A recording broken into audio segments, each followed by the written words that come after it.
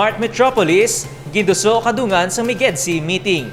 Samtang mga bago kag-rationalize nga ruta sa syudad sang Iloilo maga-epekto sa Hunyo 12. Nangin mabinungahon ang pagpatigayon sang Metro Iloilo-Guimaras Economic Development Council meeting sa pagpanguna ni Mayor Jerry Treñas kaupod ang mga lideres ng kaiping nga banwa kag probinsya sang Iloilo kag Guimaras.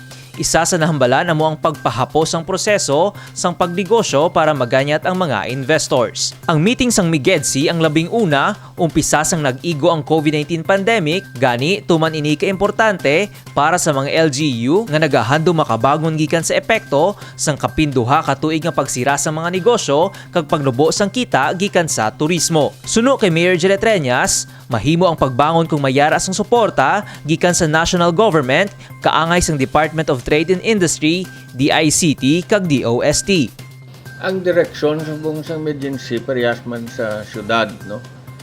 Ang syudad subong kundi ang aton target is to become a smart city. I-replicate na ang smart city naton sa bilog ng emergency. So it will be a smart metropolis.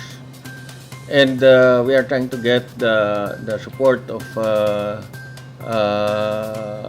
DTI, DICT, kag sang DOST para nga makabulig sa iban man naton ng mga LGUs. And daw may commitment na to sila, mabulig sila sa mga trainings na. And kung diin pa ng mga areas nga pwede sila kabulig. Kaangay sang ginaubra sang syudad, luyag ni Mayor Treñas nga ma-replicate sa kaiping nga banwa sang San Miguel, Oton, Leganes, Santa Barbara kag Cabanatuan ang mga makabago nga pamaagi para sa pag-register sang mga negosyo o kung pagbayad sang buwis. Ang smart city parehas na bi sa city diri, pwede kay ka-download na sang imo nga mga permits, no, para sa business permits mo. Dason isubmit mo naman lang diri digitally. Pwede ka na sa amon diriya maka-submit ka na sang imo mga plano bala sa OBO kag ang payment sa digital na lang. Nahibuluan, pinaagi sa Miguedsi, mas manginlapnagon ang pag-uswag sang Western Visayas bangod sang koordinasyon sang syudad, mga banwa kag probinsya. Michael Angelo Sarate para sa Level Up Patrol. Mag-aepekto na sa Domingo, Hunyo 12 ang mga bag-o kag-rationalize nga ruta sa syudad sang Iloilo. Base sa Local Public Transport Route Plan, mayara sang 24 ka ruta sa bugos nga syudad sang Iloilo. Iniamong Barrio Obrero City Proper, Kalaparan Kalumpang City Proper, Ungka City Proper via CPU, Ungka Iloilo City Proper via diversion kag Festive Walk Loop, Festive Walk Iloilo City Proper via SM, Lanit SM City via NIA. May ruta man sa Kompanya City Proper, Parola Infante via Super, Mohon Infante, Tagbak City Proper, La Paz City Proper via Isatiu kag Bandurriao Molo via Festive Walk Hub.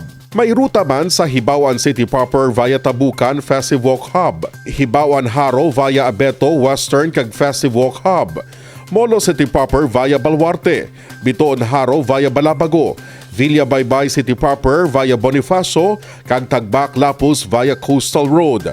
Mayaraman sang ruta sa Bitoon La Paz via Coastal, Villa Haro via Suok, Unyate kag Festive Walk Hub, Ungka La Paz via CPU kag Isatiu, Mohon Mandurriao Business District, kag La Paz Festive Walk Hub via Nabitasan.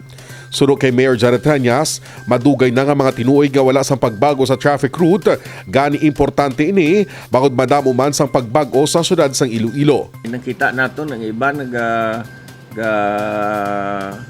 interlock lang, no.